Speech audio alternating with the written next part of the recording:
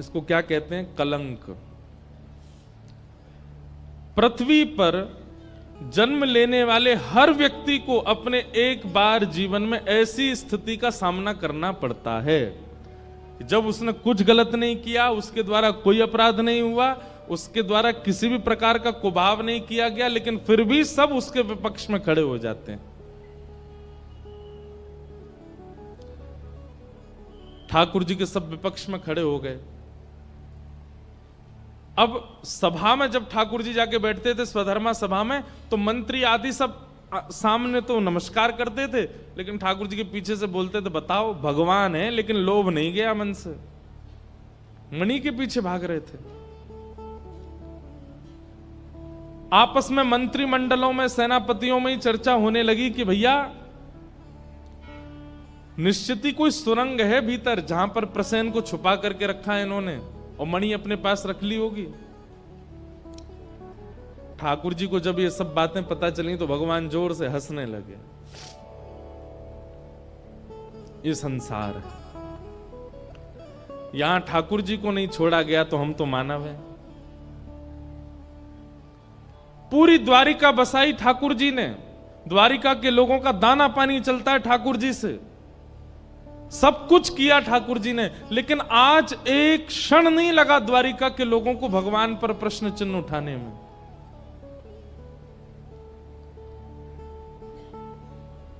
ठाकुर जी मानो हमें आपको संकेत कर रहे हैं कि भाई मर मिटिएगा दुनिया के लिए, लेकिन फिर भी आपकी इतनी सी चूक और आपके अपने ही आपको कटघरे में खड़ा कर देंगे।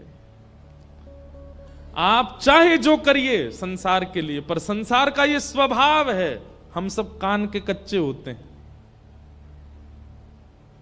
हम सब कान के कच्चे।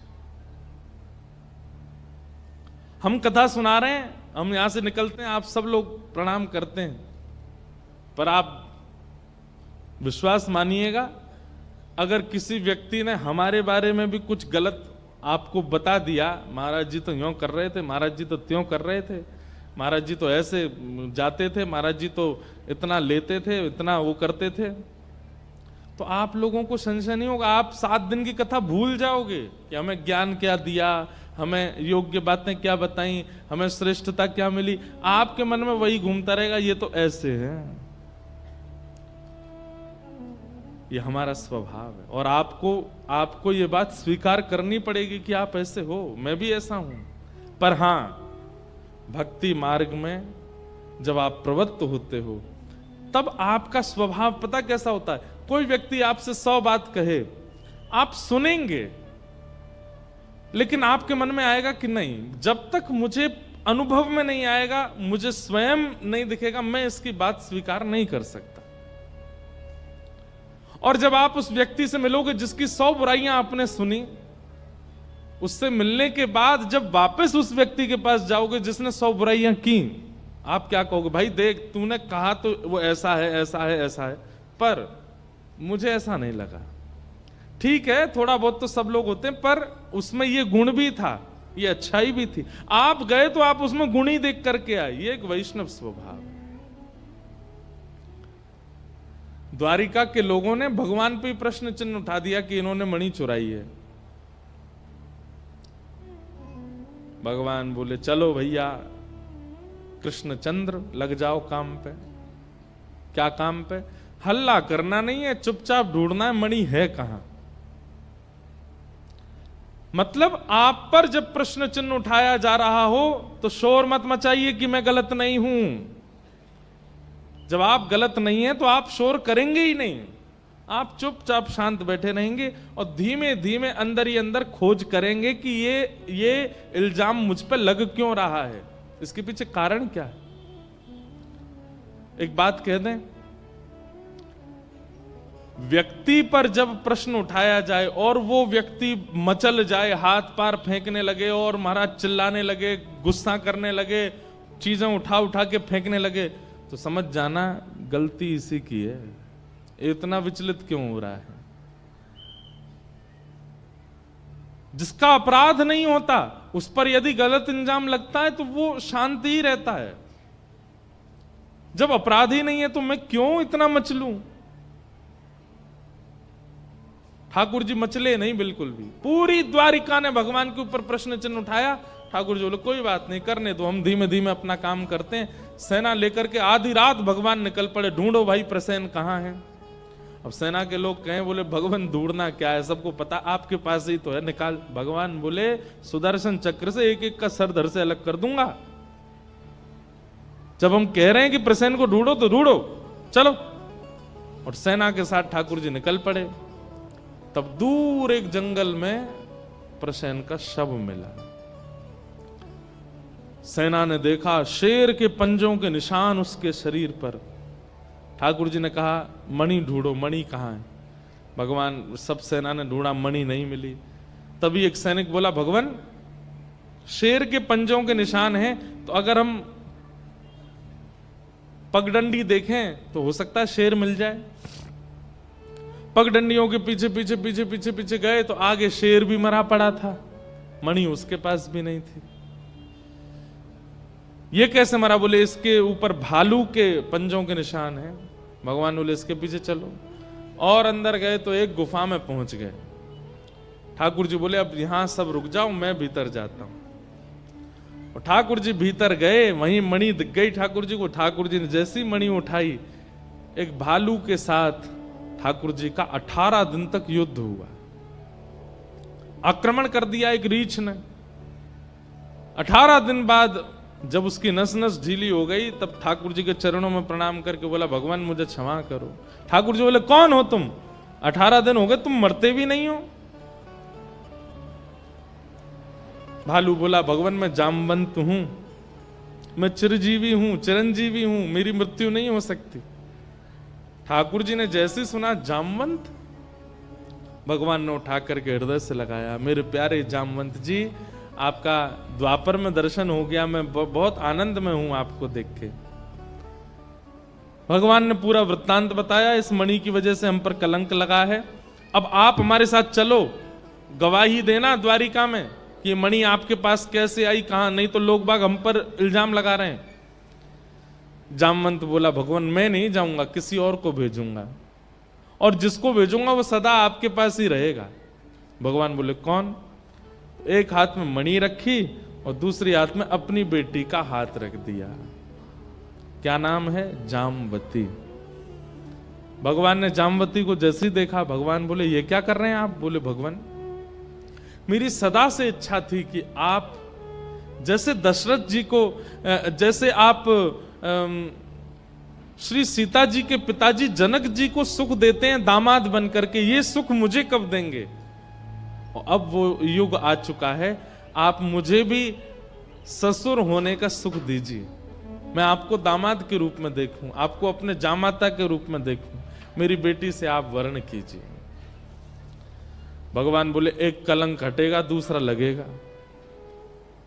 एक कलंक हटेगा हमारे ऊपर की मणि इनके पास नहीं थी, और दूसरा क्या लगेगा? बोले इनको भालू की बेटी मिली थी ब्याह करने को, इंसान खत्म हो गए। कई जगह ऐसा वर्णन है कि जामवती जो थी ना वो भी भालू जैसी थी। वो ठाकुर जी उसको देखें, ठाकुर जी वो घुर्रावे। भगवान बोले अभी से घुर्रा रही है तो इससे कैसे ब्याह करें हम? जामवंत जी बोले भगवान आप मर्यादा पुरुषोत्तम त्रेता में थे, अभी आप लीला पुरुषोत्तम, आप लीला कर रहे हैं, आप श्री कृष्ण हैं, आप मर्यादा पुरुषोत्तम राम नहीं है कि आपको मर्यादाएं देखनी पड़ेंगी, कृपा करके मेरी पुत्री को स्वीकार करो। और भगवान ने दूसरा विवाह जामवती के साथ किया। बोलो जामवती रमण भगवान की जय। ठाकुर जी वापस आए। जामवंत जी ने आकर के गवाही दे दी। पूरी द्वारिका को पता चला कि भगवान के पास मणि नहीं थी। सब द्वारिका के लोग ठाकुर जी से क्षमा मांगने लगे। भगवान बोले कभी भी किसी पर संशय करने से पहले 2 बार सोच लिया कीजिए, और एक बार किसी पर संशय करने से पहले उसके उपकारों का विचार किया कीजिए कि इसने हम पर कितने उपकार किए हैं। द्वारिका नगरी बनाई मैंने, आप सब लोग यहां रहते मेरी कृपा से हैं, सब लोग भोजन करते मेरी कृपा से हैं, और आप लोगों ने एक बार भी विचार नहीं किया संशय करने से पहले। द्वारिका के लोग बोले भगवान हमें क्षमा कर दो। बोले इसमें क्षमा की कोई बात नहीं, ये तो संसार का नियम है, ये तो मैं क्या संसार का हर व्यक्ति अपने जीवन में एक बार ऐसी स्थिति का अनुभव करेगा। अब द्वारिका के लोग भगवान से तो क्षमा करने लगे और सब ढूंढने लगे ये इल्जाम लगाया किसने भगवान पर। बोले जिसकी मणि थी उसका नाम क्या है? बोले सत्राजित। अब सत्राजित को गालियां देने लगे, तेने हमारे भगवान के ऊपर लांछन लगाया, तेने ऐसे किया ये किया। सत्राजित का घर से निकलना दुश्वार हो गया, उसके घर पर पथराबाजी करने लगे लोग तो ऐसे ही करते हैं, कभी इस पक्ष में कभी उस पक्ष में। अब तो सत्राजित को घेरने लगे, अब तो वो जैसे ही घर से बाहर निकले लोग कहे तुझे मार देंगे हम, तू घर से बाहर मत निकलना, तेने हमारे भगवान के ऊपर इल्जाम लगाया। सत्राजित बड़ी चिंता में आ गया, मैं क्या करूं ऐसा कि जिससे सब ठीक हो जाए। तब उसने अपनी बेटी को देखा, उसकी बेटी का नाम था सत्यभामा। सत्यभामा बचपन से ठाकुर जी से प्रेम करती थी और उसने अपने पिता से कहा था कि मैं विवाह करूंगी तो केवल इन्हीं से करूंगी। तब सत्राजित कहता था मृत्यु स्वीकार है लेकिन कृष्ण से तेरा ब्याह नहीं करने दूंगा मैं। और जबरदस्ती अपनी बेटी की सगाई कर दी एक सतधनवा नाम के व्यक्ति से। सगाई हो चुकी है उसकी बेटी की, लेकिन आज वो सोचता है अगर मैं अपनी पुत्री का विवाह कर दूं कृष्ण से तो कृष्ण मेरे संबंधी हो जाएंगे, और कृष्ण संबंधी हो गए तो ये जितने द्वारिका के लोग मुझे गालियां दे रहे हैं सब मेरे प्रेमी हो जाएंगे। भाई जब मैं उनका ससुर बन जाऊंगा फिर क्यों गाली देंगे मुझे। इस लोभ में अपनी बेटी का ब्याह कर दिया भगवान से। और तीसरा ब्याह भगवान का हुआ सत्यभामा। दहेज में मणि लेकर के गया, भगवान बोले इसको दूर रखो मेरे से, इसके कारण इतना सब चक्र घूम गया, ये मणि चाहिए ही नहीं हमको। लेकिन एक लीला हो गई, क्या? भगवान का तीसरा ब्याह सत्यभामा से हुआ तो सत्यभामा के जो पुराने मंगेतर थे जिनसे इनका ब्याह होने वाला था, सतधनवा, वो तो ब्याह ही इसीलिए कर रहा था कि उसको मणि मिलेगी दहेज में। अब पता चला रात रात में ससुर जी ने मन बदल करके कृष्ण से ब्याह कर दिया। वो तो क्रोध में भर गया और उसको पता चला कि कृष्ण ने मणि ली भी नहीं है दहेज में। तो उसके मन में आया, बोले बेटी तो हाथ से गई, ब्याह तो हुआ नहीं मेरा, कम से कम मणि ले आऊं ससुर जी से। और वो आया, आकर के कहा कि आपने मेरे साथ बहुत गलत किया, पहले मेरी सगाई कर दी अपनी बेटी से और मुझे बिना बताए ब्याह कर दिया कहीं और।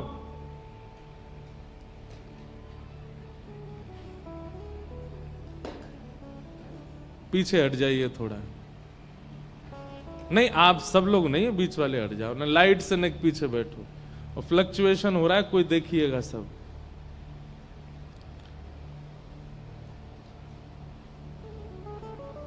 इधर देखो भैया,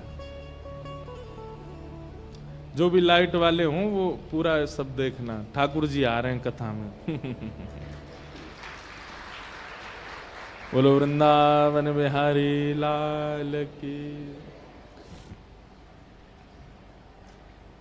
1-1.5 घंटा और रुक जाओ ठाकुर जी, फिर खूब जोर से पूरे सुनाम में ही आ जाना। तो हम क्या निवेदन कर रहे थे, कहां चल रही थी कथा? हां, सतधनवा दौड़ा दौड़ा आया और अपने एक्स ससुर जी मेरे से ब्याह क्यों नहीं कराया आपने अपनी बेटी का, और मुझे बिना बताए आपने ब्याह कर दिया कहीं और, ये बहुत गलत है, और आदि आदि सब सुनाने लगा।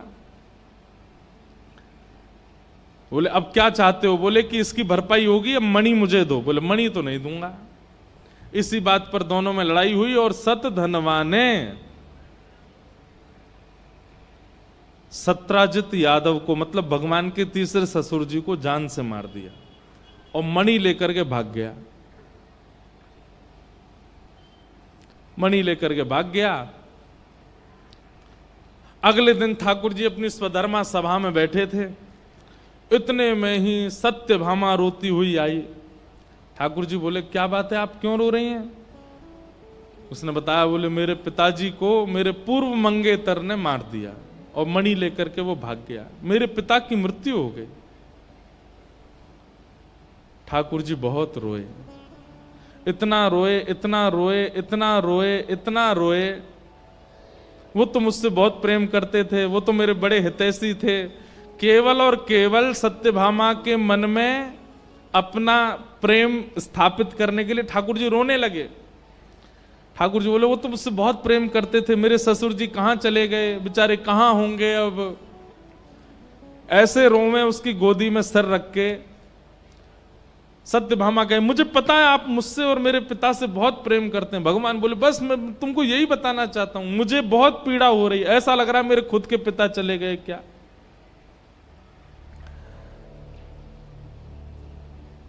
सत्यभामा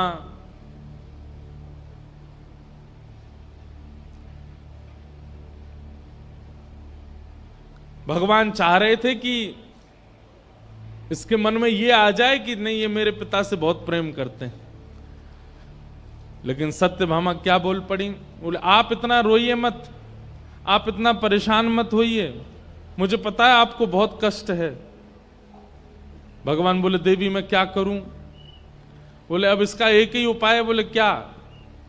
सतधनवा को आप मारिए जाकर के, और वो जो मेरे पिता की मणि चुरा के भाग गया वो मणि ला करके मुझे दे दीजिए, पिता के बाद उस मणि पर अधिकार मेरा है।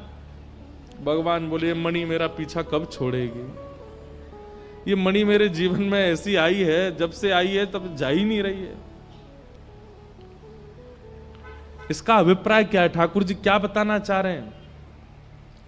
जिस वस्तु को प्राप्त करने के लिए कभी आप बड़े उतावले हुए थे, कभी ना कभी वही वस्तु आपको इतना कष्ट देगी कि आप उससे दूर भागोगे। वो वस्तु भी हो सकती है, वो व्यक्ति भी हो सकता है, वो कुछ भी हो सकता है। इसलिए किसी भी चीज के लिए ठाकुर जी के अलावा बहुत उतावले मत होइए, क्योंकि अतीत में यदि वो वस्तु भी अगर आपको मिल जाए तो आप उससे भी अप्रसन्न हो जाओगे। लोग धन की इच्छा बहुत रखते हैं, लेकिन अतीत में जब धन की प्राप्ति हो जाती है तो बहुत धन भी कई बार लोगों को कष्ट देने लगता है।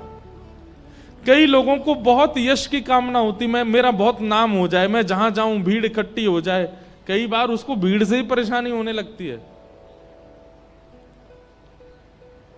इसलिए ठाकुर जी कहते हैं कभी किसी वस्तु से आशाएं मत रखो, नहीं तो वो बहुत परेशान करेगी आपको। ठाकुर जी बोले अब इस मणि का क्या करें हम?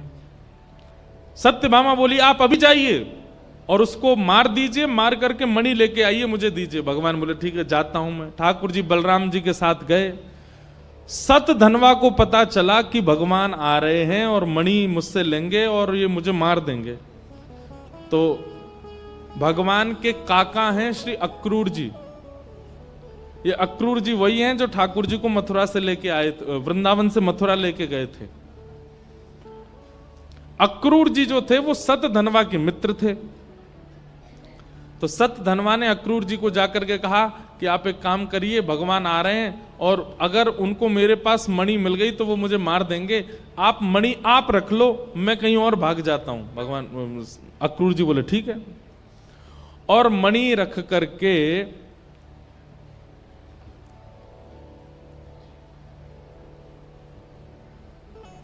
सतधनवा वहां से भाग गया। भगवान ने भी बीच मार्ग में उसको पकड़ लिया, उसका वध कर दिया, लेकिन उसके पास मणि नहीं मिली। अब ठाकुर जी कहें भाई मणि कहां है? मणि तो है नहीं इसके पास। उसका घर देख लिया, उसका जहां भी उसके स्थान थे सब जगह देख लिए, लेकिन मणि कहीं नहीं मिली। तब ठाकुर जी खाली हाथ वापस आ गए द्वारिका। द्वार पर ही खड़ी थी सत्यभामा। भगवान ने आकर के कहा देवी हमने सतधनवा को मार दिया, तुम्हारे पिता के हत्यारे का हमने वध कर दिया, हमने बदला ले लिया उससे। सत्यभामा ने हाथ आगे किया, मणि मणि दो हमें। ठाकुर जी बोले मणि उसके पास नहीं थी, मैंने देखा उसका घर भी गया था और भी जगह सब देखा, मणि मिली नहीं मुझे। तो सत्यभामा के मन में आया, इनकी बहुत पहले से मणि पर दृष्टि थी, कहीं वो मुझे अपने पास ना रखनी पड़े, कहीं उस पर मेरा अधिकार ना हो जाए, क्योंकि अगर मणि मेरी हो गई तो मैं रुक्मणी जाम्बती से ज्यादा श्रेष्ठ हो जाऊंगी। इसलिए ये मणि मुझे दे नहीं रहे, छुपा के अपने पास ही रख ली है। लेकिन ठाकुर जी तो अंतर्यामी, समझ गए मन की बात। भगवान बोले, जय हो। संसार के लोगों सावधान हो जाओ, ये आपकी धर्म पत्नी है। कभी जीवन में ऐसा समय भी आएगा कि सप्त फेरे जिसके साथ हुए वो भी आप पर संशय करे। संशय तो बहुत बातों का होता है, पर ऐसी बात का होना जहां पर ठाकुर जी पर कलंक लगता हो। ठाकुर जी कहते हैं ऐसा संशय भी आप सबको देखना पड़ सकता है।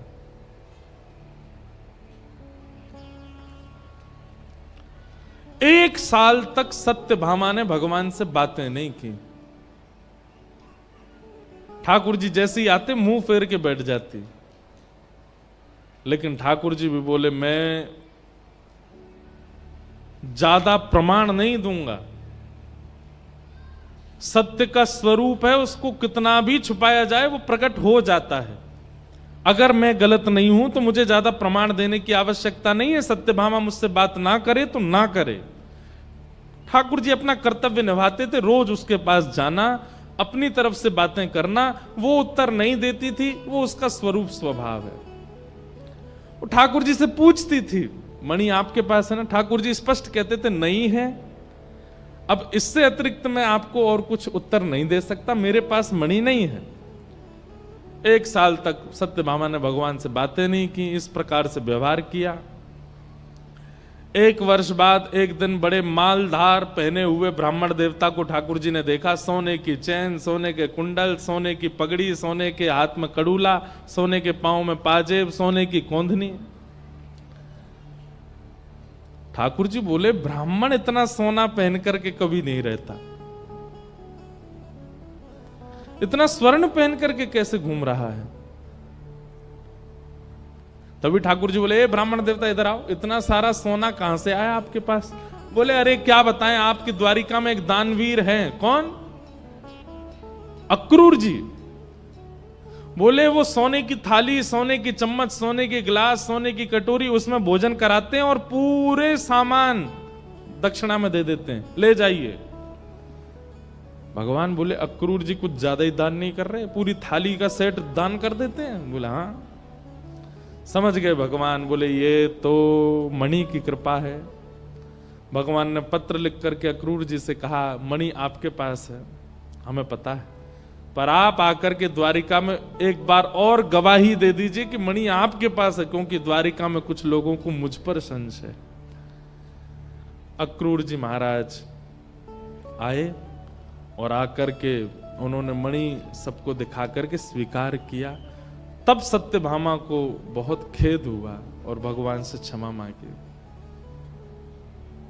ठाकुर जी बोले, ये संसार का नियम है, इसलिए सावधान हो जाइएगा सब लोग। गृहस्थ आश्रम में प्रवेश करने के बाद इन इन घटनाओं का, ऐसी ऐसी स्थितियों का अनुभव सबको करना पड़ सकता है। बस विचलित मत होइएगा, ज्यादा प्रमाण देने की आवश्यकता नहीं है। आप यदि सत्य हो तो मौन रहिए और सत्यता से अपना जीवन निर्वहन कीजिए। इस प्रकार स्यमंतक मणि का उपाख्यान पूरा हुआ। जो इस पूरी कथा को सुनता है, ठाकुर जी ने इस पूरी कथा को वरदान दिया, इस कथा को सुनने वाले व्यक्ति को अपने जीवन में बेवजह कलंकित नहीं होना पड़ेगा। और यहां श्लोक भी है, सिन्हो प्रसेनमभिदत् सिन्न जाम बताहताः सुकुमार कथम रोदे तब एष स्यमंतकः। इस श्लोक को सुनने से और इस पूरे प्रकरण को सुनने से व्यक्ति सावधान हो जाता है जीवन में और उसको फिर कलंक नहीं लगता। और कभी अगर ऐसी स्थिति आवे भी जीवन में तो भैया परेशान मत होइएगा, विचलित मत होइएगा, प्रसन्न रहिएगा, सब आनंद होगा। इस प्रकार ठाकुर जी के 3 ब्याह हो गए और एक दिन ठाकुर जी अर्जुन के साथ घूम रहे थे, तभी एक श्याम वर्ण की मतलब थोड़ी सांवली सी परम सुंदरी यमुना जी के तट पर बैठी है।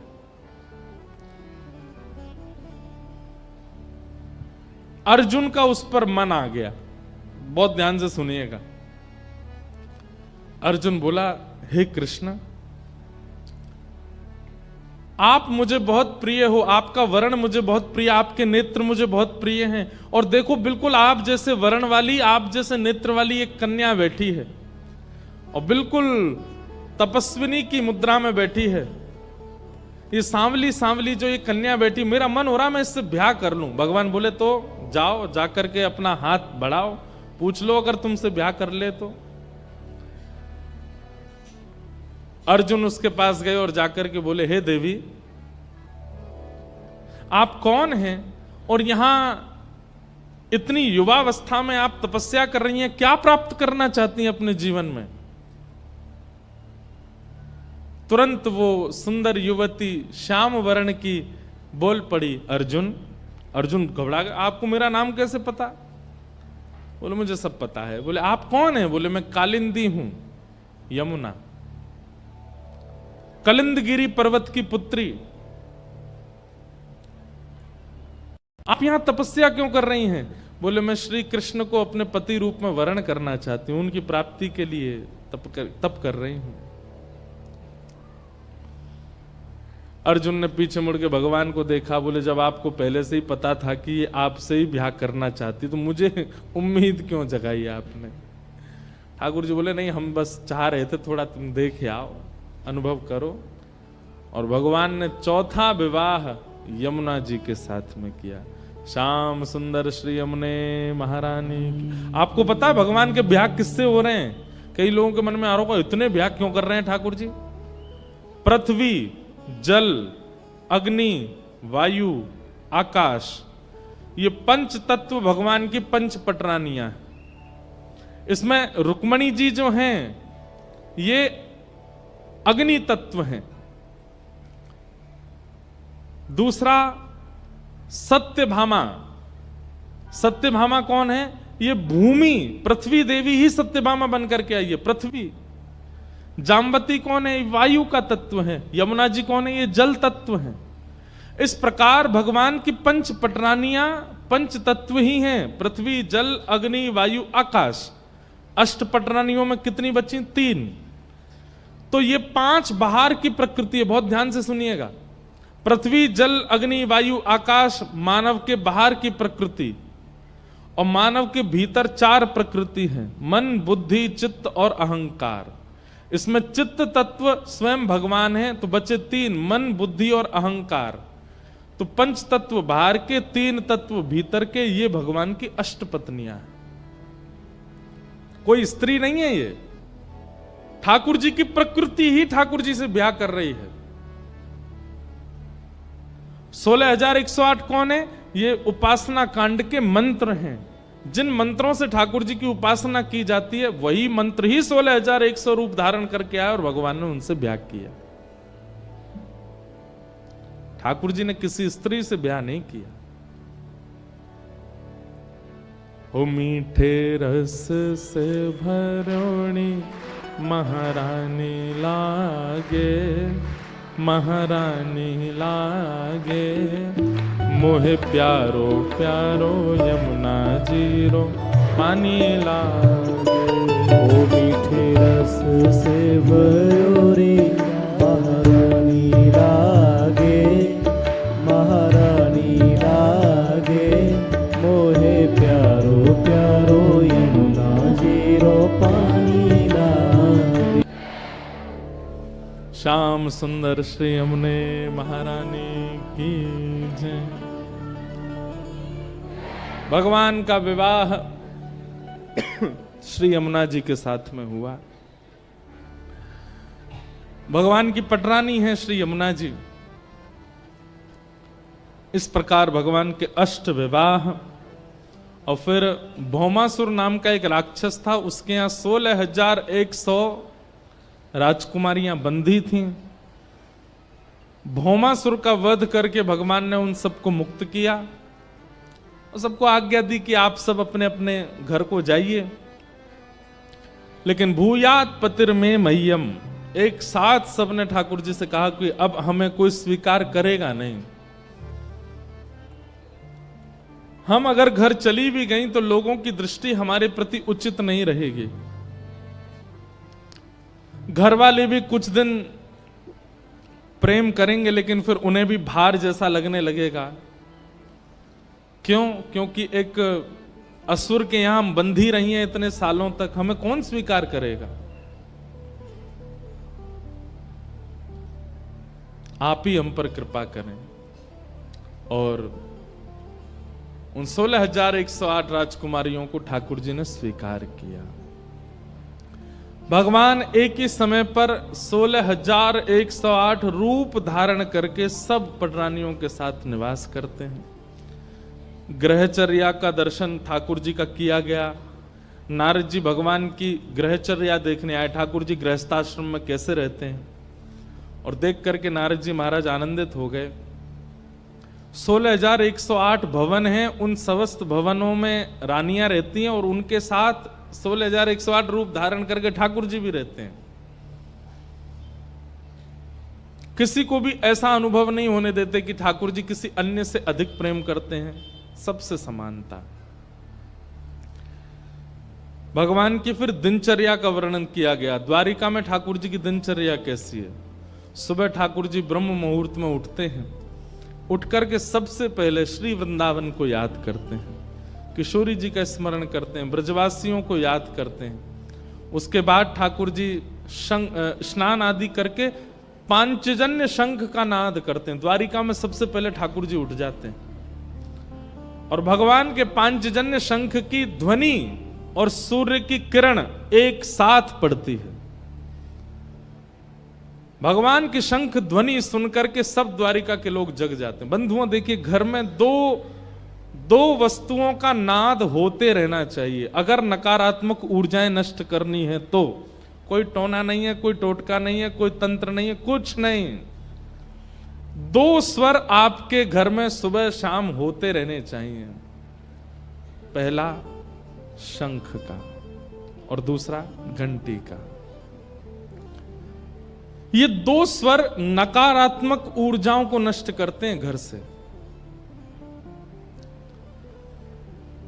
ऐसा कहते हैं जिस घर के बालकों की निद्रा शंखनाद से खुलती है, माताजी पिताजी स्नान ध्यान करके नीचे से शंखनाद करें और शंख ध्वनि पूरे घर में गूंजनी चाहिए। कई लोग क्या करते हैं, केवल मंदिर में शंख बजाते हैं। नहीं, बीच आंगन में खड़े होकर शंख बजाना चाहिए। पूरे घर के कोने कोने तक उसकी ध्वनि जानी चाहिए।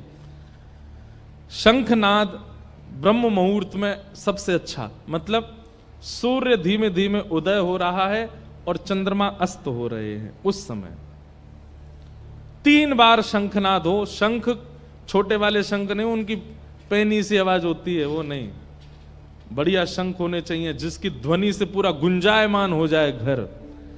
ऐसे शंख जिन घरों में बजते हैं वहां कभी नकारात्मक ऊर्जा नहीं आ सकती। कई बार ऐसा होता है कि आप किसी घर में जाते हैं, हमारा तो काम ही पड़ता है लोगों के, अब तो हमने बहुत बंद कर दिया जाना, जाते ही नहीं। पर कई बार ऐसा होता है कि किसी के घर में जाते हैं और जब जाकर के निकलते हैं ना, सारे विचार सारी भावनाएं सब नष्ट हो जाती हैं। पता चल जाता है कि यहां नकारात्मक ऊर्जा थी। कहीं कहीं हम संकेत कराते हैं, अब तो जाना बंद कर दिया घर में, अब कहीं नहीं जाते हम, बहुत कम बोल देते हैं कि आप शंख बजाया करो घर में। अब उसके लिए कुछ कर रहे हैं, कुछ नहीं करना है। शंख रखिए घर में और नित्य उसका स्वर निकालिए। और फिर क्या करना है सुनिए, शंख वादन करना है। फिर जब आपके बालक नहा धो के आ जाते हो, स्कूल जाने के लिए तैयार होते हो, छोटी अवस्था में, बड़े नहीं, छोटे छोटे, उनके गाल से शंख स्पर्श कराया। पस्पर्श वालम कृपया कपोलो, भागवत जी कहती हैं, उनके गाल से शंख स्पर्श कराया करो, मुंह से नहीं। जब ध्रुव जी छोटे से थे, भगवान प्रकट हुए तो भगवान ने कहा, ध्रुव हम तुम्हारे सामने इतनी देर से खड़े हैं, तुम कुछ बोलते क्यों नहीं? ध्रुव जी बोले, मैं तो 4 वर्ष का बालक हूं, मुझे तो बोलना ही नहीं आता, मैं क्या बोलूं? तब भगवान ने अपने शंख चक्र गदा पद्म चतुर्भुज में से शंख को ध्रुव जी के गाल से स्पर्श कराया। जैसे स्पर्श कराया, ध्रुव जी को ज्ञान होने लगा। शंख के स्पर्श से व्यक्ति के बुद्धि में निर्णयात्मिका भाव प्रकट होने लग जाते हैं। जैसे बच्चे हैं, अब सुबह जाते हैं स्कूल, अब स्कूल में किससे मित्रता करनी, किसके साथ खाना खाना, किसके साथ बैठना, ये सब भी एक उसके जीवन का परिवर्तन करते हैं। शंख क्या करता है? केवल सद व्यक्ति से ही आपको जोड़ेगा। शंख का स्पर्श इतना पॉजिटिव होता है, अगर व्यक्ति नित्य स्पर्श करता है शंख का, नित्य वादन करता है शंख का, शंख आपकी बुद्धि को, आपके तन को सकारात्मक ही दिखाने लगता है। आप फिर उसी से मिलोगे जो अच्छा है, जो आपका गलत अनहित करता हो, शंख उससे दूर रखेगा आपको। पृथ्वी मंथन हुआ था और पृथ्वी मंथन में 14 रत्न निकले थे। कुछ देवताओं को बांटे गए, कुछ दैत्यों को बांटे गए। मानवों को क्या दिया? 2, शंख और गाय। गौ और शंख, ये 2 मानवों के रत्न हैं। 24 घंटे में एक बार शंख और एक बार गाय का स्पर्श तो होना ही चाहिए आपके शरीर से। वो रत्न भगवान ने दिया है आपको।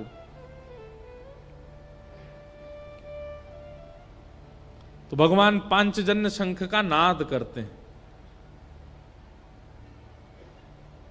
और उस नाद से संपूर्ण द्वारिका की निद्रा खुलती है। सब द्वारिका के लोग अपने नित्य क्रम में, फिर ठाकुर जी जाते हैं गौशाला और गौशाला जाके गाय की सेवा करते हैं, गौ सेवा करते हैं, थोड़ी देर अपनी गायों के पास बैठते हैं, फिर वापस आकर के ठाकुर जी बाल भोग करते हैं। बाल भोग मतलब नाश्ता। फिर सबके संग बैठ करके बाल भोग करते हैं। बाल भोग करने, यही ठाकुर जी की नित्य एक्टिविटी है। उस समय जिम तो थी नहीं, कैसे वर्जिश करें ठाकुर जी? तो गैयाओं के पास जाते हैं, गायों के पीछे दौड़ना, गायन के संग धावे, गायन में सचु पावे, गायन के हेत गिरी कर ले उठायो, आगे गाय पाछे गाय, इत गाय उत गाय, गोविंद को गायन में बसी वो ही भावे। गायों के संग ठाकुर जी रहते हैं, फिर आकर के बाल भोग करते हैं। फिर ठाकुर जी की पूरी दिनचर्या बताई, क्या क्या करते हैं, सबका भाव रखा। पांडवों ने राजसूय यज्ञ किया, ठाकुर जी को आमंत्रण भेजा और आमंत्रण में कहा कि कम से कम 20,000 राजकुमार संग लेकर के आइएगा। ठाकुर जी बोले, हम पे कोई फैक्ट्री है, कहां से लाएं 20,000 राजकुमार? ठाकुर जी ने मन में विचार किया, कहां से राजकुमारों की व्यवस्था की जाए। तभी ठाकुर जी को पता चला भगवान का पुराना शत्रु, इधर देखिए सब लोग, ठाकुर जी का पुराना शत्रु, उसका नाम है जरासंध, जिसने 17 बार मथुरा पर चढ़ाई की। और ये कौन है? कंस के ससुर जी। और कंस के ससुर जी ठाकुर जी के कौन लगे? कंस भगवान का मामा है और मामा के ससुर कौन लगे? नाना। तो भगवान के एक प्रकार से नाना हैं जरासंध। 17 बार भगवान ने इनको हराया, 18वीं बार ठाकुर जी रण छोड़ करके भाग गए। आज ठाकुर जी को पता चला कि जरासंध राजा के यहां 20,000 राजकुमार बंदी हैं और वे सब ठाकुर जी से उम्मीद करते हैं कि ठाकुर जी उनको मुक्त करें।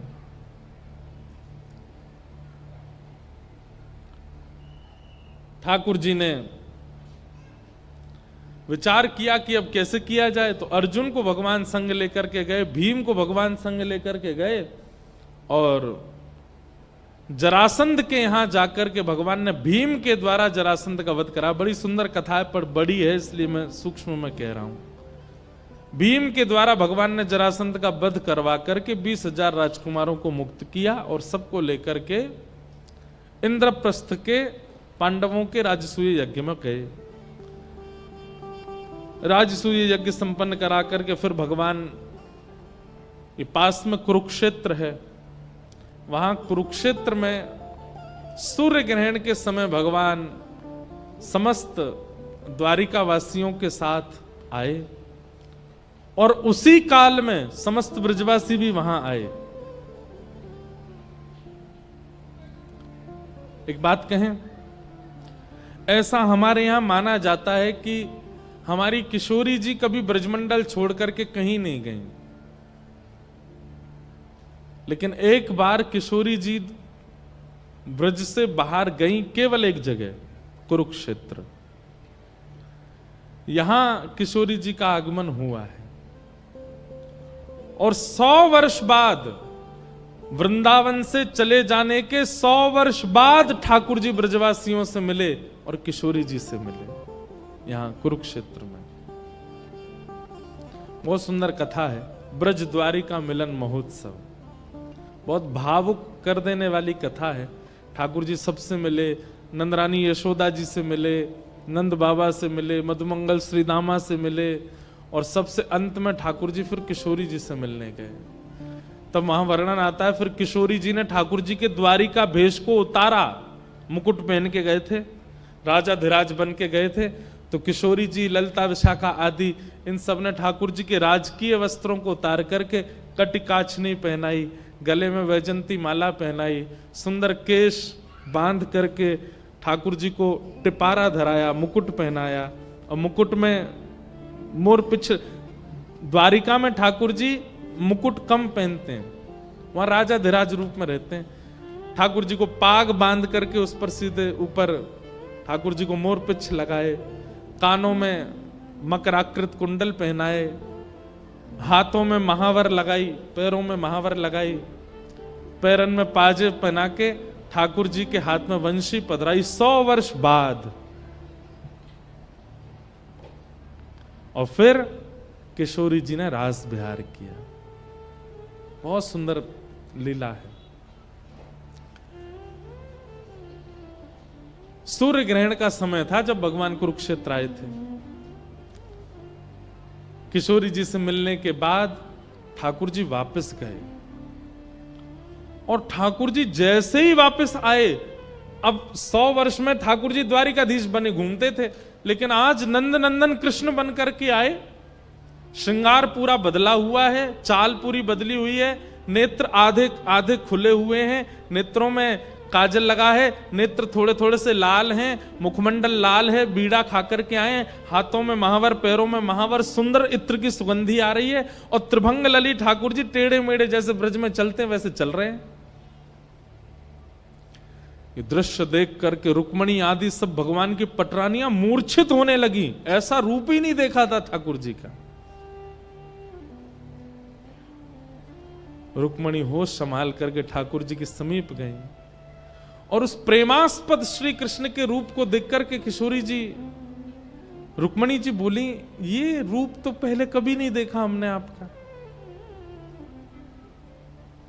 ठाकुर जी निर्वाक हैं, थोड़े थोड़े आंसू भरे हैं नेत्रों में। 100 वर्ष बाद मिलकर के आए हैं किशोरी जी से, ब्रजवासियों से। ठाकुर जी द्वारिका में पत्रावली का श्रृंगार नहीं करते, आज ठाकुर जी ने पत्रावली का श्रृंगार किया है, ऐसे बिंदी बिंदी बिंदी लगा करके इतने सुंदर लग रहे हैं। रुक्मणी जी दृष्टि नहीं हटा पा रही हैं। तब रुक्मणी जी को पता चला कि मैंने सुना है कुरुक्षेत्र में ब्रजवासी आए हैं, कहीं ऐसा तो नहीं उन ब्रजवासियों में राधा रानी आई हो। सब पटरानियों के मन में आया कि एक बार हम राधा रानी को जाके देखें तो सही, वो हैं कैसी। श्री कृष्ण आज तक उनको नहीं भूल पाए। कहीं ना कहीं कृष्ण पत्नियों को अपने रूप पर एक अभिमान है, हम बहुत सुंदर हैं। किशोरी जी को रूप देखने के लिए गई हैं, परखने के लिए गई, परीक्षा लेने के लिए गई हैं, कितनी सुंदर हैं किशोरी जी, हम भी तो देखें। और भगवान की अष्टपटरानियां, ये रुक्मणी आदि पत्नियां ऐसी भगवान की कि स्वर्ग लोक की उर्वशी जैसी सुंदरी अप्सरा भी इनके सामने फीकी लगती है, इतनी सुंदर हैं सब। सब गए, किशोरी जी के शिविर में प्रवेश किया। जैसे प्रवेश किया, आहा, ऐसा सुंदर रूप लावण्य, घुंघराले केश, मृग जैसे नेत्र, मधुर मुस्कान, श्वेत वर्ण है, नील वर्ण के पोशाक पहनी है। और जैसे ही कटाक्ष नेत्रों से इन पटरानियों को देखा, इन सबके चित्त में जितना अभिमान था सुंदरता का, सब नष्ट हो गया। बोले कि हम अपने आप को सुंदर मानती थी, पर आज हमारा अभिमान नष्ट हो गया। सुंदरता तो इसे कहते हैं। चरणों में प्रणाम किया, जय हो किशोरी जी, जय हो वृषभानु नंदिनी, जय हो श्री राधा रानी। आज आपका रूप देख करके नित्य हमारा चित्त अत्यंत प्रसन्न हो गया, आप वास्तव में बहुत सुंदर हैं। तभी वो सुंदरी बोली, मैं राधा रानी नहीं हूं, मैं तो दासी हूं। राधा रानी तो भीतर बैठी हैं। रुक्मणी आदि एक दूसरे का चेहरा देखने लगी, ये तो दासी है, दासी हमारे मान को नष्ट कर रही है, राधा रानी क्या करेंगी। दो पटरानियां तो वहीं से लौट गई, बोले कि हम तो दासी को देख के ही कृतार्थ हैं, हम तो किशोरी जी को देख ही नहीं पाएंगे। भीतर प्रवेश किया तो बाहर जो दासी मिली उससे भी कई गुना ज्यादा सुंदर। रुक्मणी जी ने कहा, आप निश्चित राधा रानी हैं? नहीं नहीं नहीं नहीं, मैं तो सेविका हूं, राधा रानी भीतर है। कहते हैं 8 पत्नियां गई थी दर्शन करने, और 3 दोहरी पर 3 स्त्रियों ने तो 7 को परास्त कर दिया भारी। जैसे तैसे रुक्मणी जी ने साहस किया कि मैं भीतर जाऊं, और जैसे रुक्मणी जी ने भीतर प्रवेश किया, हमारे श्री हरिराम व्यास जी कहते हैं, जहां श्री राधा चरण रेणु की, कमला लेत बलैया। कमला किसे कहते हैं? लक्ष्मी को। बोले रुक्मणी जी ने जैसे ही किशोरी जी को देखा, रुक्मणी जी यह भी भूल गई कि वो लक्ष्मी है, यह भी भूल गई कि वो द्वारिका की राजमाता है, वो यह भी भूल गई कि वो श्री कृष्ण की पत्नी है। अपना तन मन सब भूल गई और केवल किशोरी जी के चरणों में प्रणाम कर रही हैं, नेत्रों से उनके चरणों को स्पर्श करके आनंदित कर रही हैं। और किशोरी जी से कह रही हैं, मैं आपके रूप की बलैया लूं, इतनी सामर्थ्य मेरी नहीं, आप केवल अपने चरण ऊपर कीजिए, जो आपके चरणों की चिन्ह नीचे बन गए, मैं इनकी बलैया ले लेती हूं। जहां श्री राधा चरण रेणु की, कमला लेत बलैया। किशोरी जी ने अपने चरण जैसे ही ऊपर किए तो जो रज में, रेत में किशोरी जी के चरण छप गए, लक्ष्मी उनको प्रणाम करते हैं। ऐसा रूप है हमारी श्यामा जी का, किशोरी जी का। रुक्मणी बोली, मैं तो परीक्षा लेने आई थी, लेकिन अब आपसे एक ही विनती करती हूं, क्या जीवन में कभी द्वारिकाधीश को त्यागने का चित्त में मन में भाव भी नहीं आया, पर आज भी त्यागना तो नहीं चाहती, पर आपके साथ नित्य रहना चाहती हूं। ऐसी कोई कृपा कीजिए कि आप मुझे कभी ना छोड़े, मैं आपके साथ रहूं। राधा रानी ने रुक्मणी जी को हृदय से लगाया और हृदय से लगा करके कहा, अब तुम हमें सर्वस्व मान चुकी हो, हमें अपनी स्वामिनी मान चुकी हो। बोले हाँ, हमारी आज्ञा मानोगी? बोले बिल्कुल मानूंगी। बोले मेरे प्राण तुम्हारे पास हैं, उनकी सेवा में जाओ और सदा उनकी सेवा करो। मेरे प्राण श्री कृष्ण आपके पास हैं, उनकी सेवा में रहो। और श्री रुक्मणी जी वापस तब गई नहीं, तो रुक्मणी जी तो सब छोड़ छाड़ के ब्रज में रहने की पूरी भाव में आ गई थी। किशोरी जी ने कृपा करके भेजा। बहुत सुंदर ब्रज द्वारिका मिलन की इतनी सुंदर कथा है। आगे भागवत जी में फिर सुदामा चरित्र आता है, जहां भगवान के परम सखा श्री सुदामा जी महाराज आज पहली बार अपनी पत्नी के सौगंध देने पर मिलने के लिए जा रहे हैं श्री कृष्ण से। रास्ता भटक गए, कहीं और पहुंच गए। तब किसी ने बताया, बोले द्वारिका तो यहां से 100 किलोमीटर दूर के रास्ते पर है। सुदामा जी मार्ग में ही सो गए। बोले हे नंदन नंदन, वैसे तो तू हमारे हृदय में रहे, लेकिन भैया कहा करें, पत्नी ने सौगंध दे के भेजो या हमारे द्वारिका आ रहो। लाला तेरी इच्छा हो तो भैया तू यहीं मिल लियो मोते आके। सुदामा जी तो वहीं सो गए। इतने में ही ठाकुर जी ने कृपा की और श्री सुदामा जी सोते ही पहुंच गए द्वारिका।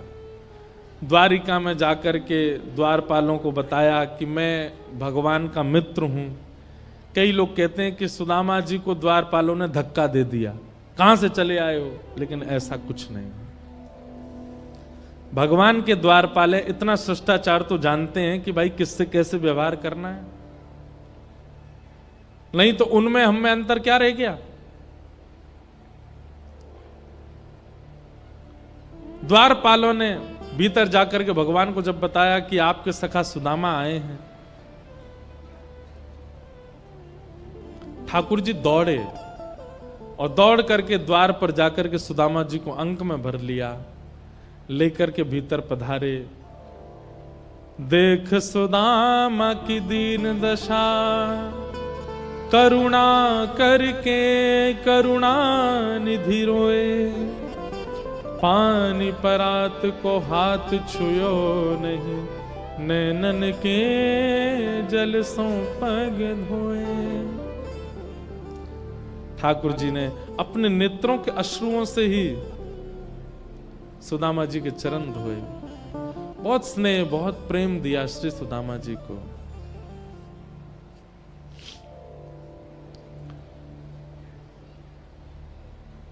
ठाकुर जी जैसा कोई दयालु नहीं, ठाकुर जी जैसा कृपालु नहीं। ऐसे दया के निधान हैं हमारे श्याम सुंदर। सुदामा जी पर अति अनुग्रह किया और अति अनुग्रह करके श्री सुदामा जी ने कुछ भी नहीं मांगा ठाकुर जी से, पर ठाकुर जी ने सब कुछ दे दिया। वास्तव में यही है बंधुओं कि व्यक्ति ठाकुर जी के सामने बस स्वयं को अर्पित कर दे, ठाकुर जी खुद को दे देते हैं उसको। पर जब संसारी व्यवहार विचार सब मांगने की इच्छा चित्त में आती है तो ठाकुर जी वही सब देते हैं, खुद को नहीं देते। सुदामा जी को ठाकुर जी ने खुद को दे दिया, सुंदर भवन बना करके दे दिया। सुदामा जी ने भवन देख करके मन में विचार किया कि भाई अब हम कुटिया में रहने वाले भवनों में कैसे रहेंगे। पत्नी को सब सौंप करके जाने लगे। भगवान प्रकट हो गए, प्रकट होकर के बोले क्यों छोड़ के जा रहे हो सारे भवन। सुदामा जी बोले भगवान ज्यादा व्यवस्था में भजन नहीं होता। एक बात हमारी लिख लीजिएगा, बहुत ध्यान से सुनिए सब लोग। बहुत व्यवस्था में ना तो भजन होता है और ना पढ़ाई होती है। पढ़ाई करने के लिए और भजन करने के लिए थोड़े अव्यवस्था में रहिए। कोई व्यक्ति यूं सोचे गद्दा लगाओ, मसनद लगाओ, 2 मसनद यहां लगाओ, एसी लगाओ, फिर नाम जप करूंगा, कभी नहीं कर पाएगा, सो जाएगा। ऐसे ही सोचे मेरे लिए ये व्यवस्था करो, ऐसी टेबल लगाओ, ऐसी मेज लगाओ, ऐसी चेयर लगाओ, इतनी तकियाएं दो, फिर मैं पढ़ूंगा, नहीं पढ़ पाएगा। भजन में और अध्ययन में जितना हो सके व्यवस्थाओं का त्याग कीजिए, आप उतनी जल्दी उस चीज को ग्रहण कर पाओगे। जैसे भजन कैसे करना है, कठोर पत्थर उस पर एक आसन बिछाइए और बैठ जाइए, वहां बैठ करके भजन कीजिए, तब आपका भजन होगा। शरीर को जितनी सुविधाएं देकर के भजन में बैठोगे उतना ज्यादा भजन टूटेगा। ऐसे ही अध्ययन, स्वाध्याय जब आप करते हैं, पढ़ाई जब आप करते हैं, बहुत व्यवस्थाएं करके करोगे, नहीं पढ़ पाओगे। बहुत सामान्य एक जगह जहां पर सब किताबें रखी हों, इतनी लैंप हो कि दिखाई दे रहा हो, बस पेन रखो, पढ़ना शुरू करो, सामान्य से किताब कॉपियों में करने प्रारंभ करो, तभी पढ़ पाओगे। जितना व्यवस्थाओं में रहोगे, ना तो भजन बनेगा ना अध्ययन बनेगा। कई बार माता पिता अपने बालकों को हॉस्टल में छोड़ देते हैं और फिर हॉस्टल में उन बच्चों को, लाडले बच्चे होते हैं, उनके लिए फिर वैसी व्यवस्था करते हैं, अच्छा ये हो, अच्छा ये हो, अच्छा वो हो। बिगड़ते ही हैं बच्चे। इसलिए हमारे भारत में गुरुकुल प्रणाली होती थी, वहां ज्यादा व्यवस्था नहीं होती थी। बच्चों को भी नियम होता था कि केवल साल में छुट्टियों में घर जाएंगे और माता पिता एक बार आकर के मिल सकते हैं। गुरु जी की सेवा करो, पृथ्वी पर सो, केश मुड़ा करके रहो, केवल शिखा रखो, ज्यादा सज धज के मत रहो, रूपवान मत बन के मत रहो, तब जाकर के बच्चे पढ़ते थे। आजकल तो पूछिए ही मत, ऐसे बाल खड़े कर लेते हैं ऊपर, बीच में से, आगे से, पीछे से, और फिर उसमें दुनिया भर के कलर लगा लेते हैं, फटी हुई जीन्स पहन लेते हैं, उसमें से घोंटू दिख रहे हैं दोनों। एक बालक आया मुझसे मिलने, उसकी टी शर्ट में से एक ऐसे जैसे रोए होते हैं ना, ये रोया निकल रहा था यहां से, मैंने पकड़ के खींच लिया, पूरी टी शर्ट उसकी उधर गई। महाराज जी ये क्या किया? मैंने कि उधर रही थी, वो उधर नहीं रही थी, वो डिजाइन थी। मैंने वाह, ऐसी डिजाइन। क्या जमाना आया है। पहले फटी हुई कोई चीज धारण कर लेना उसको अपशगुन माना जाता था, आज फटी हुए कपड़े 10-10 हजार के खरीद के लाते हैं, फिर पहनते हैं।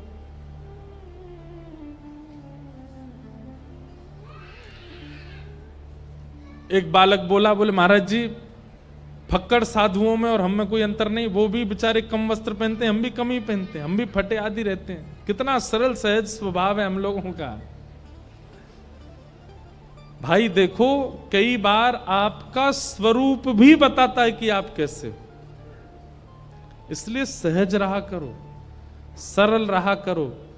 ये अपने मुंह के साथ, शरीर के साथ, बालों के साथ ज्यादा खिलवाड़ मत किया कीजिए। हम तो इन सब चीज के बिल्कुल पक्ष में नहीं है। टैटू बनवाना अच्छा नहीं है, बालों को ज्यादा रंगीन कर लेना और फिर उसमें दुनिया भर की स्टाइलें निकालना। माताएं बहनें को तो हम नहीं कह सकते, भाई लोग तो कम से कम सीधे साधे रहो। इतनी ज्यादा उस अव्यवस्था में, उस व्यवस्था में अध्ययन नहीं हो सकता। अध्ययन के लिए तो सरल होना चाहिए, सहज होना चाहिए। तो सुदामा जी बोले लाला तेने भवन बना के दे दियो, भवन में व्यवस्था होती है, व्यवस्था में भजन नहीं होता। ठाकुर जी बोले अगर व्यवस्था में मैं साथ रहूं तो भजन बन जाएगा। बोले हाँ तो बन जाएगा। ठाकुर जी बोले तो एक रूप से हम द्वारिका में रहेंगे, एक रूप से आपके भवन में रहेंगे, अब रहो। ठाकुर जी एक रूप से सुदामा जी के संग रहने लगे, तब सुदामा जी ने भगवान के द्वारा प्रदत्त भवन को स्वीकार किया। इस प्रकार सुदामा चरित्र सुनाया गया। आगे बंधुओं, भगवान के वंश को श्राप लगा। ये कथा मैंने एक दिन और कथा में सुनाई थी। भगवान अपने सब बालकों को और यदुवंशियों को समझाते हैं, भैया तुम सब लोग यदुवंशी हो, मेरे परिवार हो, लेकिन इसका मतलब ये नहीं है कि तुम कथाओं में नहीं जाते, तुम सत्संग में नहीं जाते, तुम कभी संतों को प्रणाम नहीं करते, कभी साधुओं को घर में पधरावनी नहीं करते, कभी किसी सत्संग का श्रवण नहीं करते। ये सब क्यों करते हो? तीर्थों में क्यों नहीं जाते? यदुवंशी बोले हमको क्या जरूरत, हमारे परिवार के मुखिया ही श्री भगवान हैं, हमको क्या जरूरत है। ठाकुर जी बोले भाई भले ही मैं मुखिया हूं, फिर भी कथाएं सुना करो। यदुवंशी बोले भगवान देखो सीधी बात बताएं, कथा वो लोग सुनते हैं जिन्होंने आपको देखा नहीं, जिनको आपका अनुभव हुआ नहीं। हमको तो सब हो गया, हम कथा में क्या सुने जाके। ठाकुर जी बोले मेरी कथा मत सुनो, मेरे भक्तों की कथा सुनो, मेरा चरित्र मत सुनो, मेरे वैष्णव भक्तों का चरित्र सुनो जाकर के। लेकिन यदुवंशियों को इतना मान हो गया था यदुवंशी होने का कथाओं में नहीं जाते। एक आध कोई गया भी कथा में, तो कथा में कैसे गए? हम नीचे बैठ के कथा सुनेंगे? व्यास मंच के बगल में व्यासपीठ से थोड़ा ऊंचा आसन लगाओ। क्यों? यदुवंशी हम भगवान के चाचा हैं, भगवान के ताऊ जी हैं, हम भगवान के भतीजे हैं, ऐसा व्यवहार करने लगे। ठाकुर जी बोले ये संतों को प्रणाम नहीं करते, सत्संग नहीं करते, यही इनके नाश का कारण बनेगा। एक दिन भगवान के पुत्र शांब और कई सारे पुत्रों ने मिलकर के सोचा कि पिताजी इतना संतों की महिमा बताते हैं, आज इन संतों की परीक्षा लेके देखते हैं। और भगवान के एक पुत्र शांब को साड़ी पहना दी और साड़ी पहना करके पेट में पोटला बांध दिया, एक गर्भवती महिला की तरह दिखने लगा, घूंघट करके संतों के पास ले गए भगवान के पुत्र को। और भगवान के बाकी पुत्रों ने कहा जय हो संत जनों को। संत जनों ने जैसे देखा भगवान के पुत्र, सब दंडवत करने लगे। बोले आप तो द्वारिकाधीश के पुत्र हैं। ये नई बहू कौन आई है? बोले भैया ये हमारी घर की एक बहू है, या के गर्भ में बालक है। यूं पूछवे आइए बताओ लाला होगो कि लाली? संतों ने दिव्य दृष्टि से जब देखा, पता चल गया कि ये तो हमारी परीक्षा ले रहे हैं। संतों ने कहा आप लोगों को भगवान का पुत्र होने का, संबंधी होने का अभिमान है ना, इसलिए ऐसी क्रिया कर रहे हैं। हम श्राप देते हैं, इसके गर्भ से एक लोह पिंड जन्म लेगा, आपके पूरे यदुवंश का नाश हो जाएगा।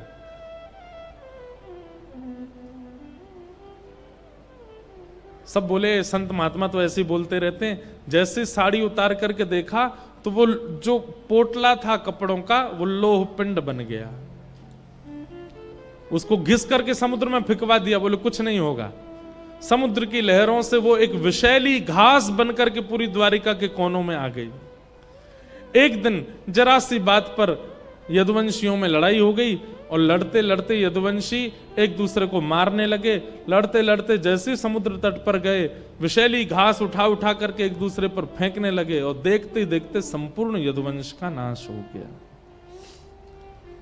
भगवान देखते रहे। तो ठाकुर जी बोले मेरे परिवार के नाश का कारण मेरा ही बेटा बना। क्यों? सत्संग नहीं किया, साधुओं का संग नहीं किया, वक्ताओं का संग नहीं किया, उनके वचन नहीं सुने, भक्त चरित्र नहीं सुने। इसी वजह से इनके चित्त में अपराध हुआ। बंधुओं, ठाकुर जी अगर कभी मिल भी जाए ना किसी सुनामवासी को, तो भी कथा मत छोड़िएगा। हनुमान जी महाराज, आपको पता है जब अयोध्या से राम जी लीला पूरी करके जा रहे थे, हनुमान जी नहीं गए साथ में। हनुमान जी सदा पृथ्वी पर रहते हैं। इसीलिए कहते हैं चारों युग प्रताप तुम्हारा। सतयुग, त्रेता, द्वापर, कलयुग। कलयुग में भी हनुमान जी पृथ्वी पर ही है, साकेत नहीं गए। क्यों?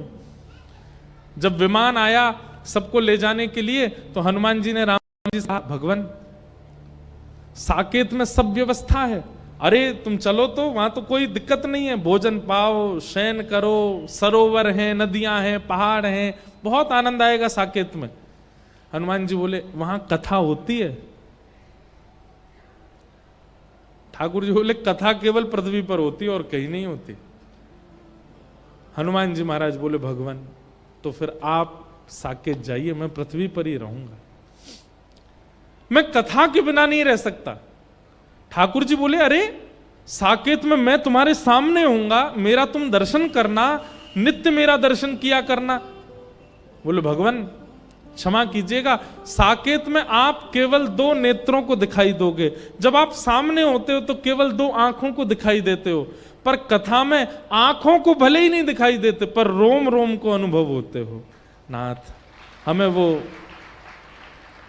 कथा ज्यादा प्रिय है जहां रोम रोम को आप अनुभव होते हो। इसलिए हनुमान जी के लिए एक प्रसिद्ध श्लोक है, यत्र यत्र रघुनाथ कीर्तनम तत्र तत्र कृत मस्तकांजलिम वाष्पवारी परिपूर्ण लोचनम मारुतिम नमत राक्षसांतकम। श्री हनुमान जी महाराज कहां रहते हैं इस वक्त? कहां हैं हनुमान जी? इन 7 दिनों में एक क्षण के लिए यहां भी आए होंगे। जहां भी कथा होती है, हमने तो आपको अब ज्यादा प्रकाश नहीं करेंगे कितनी बार अनुभव किया है, किसी श्रोता को देख करके ऐसा लगता है कि हनुमान जी हैं। और हनुमान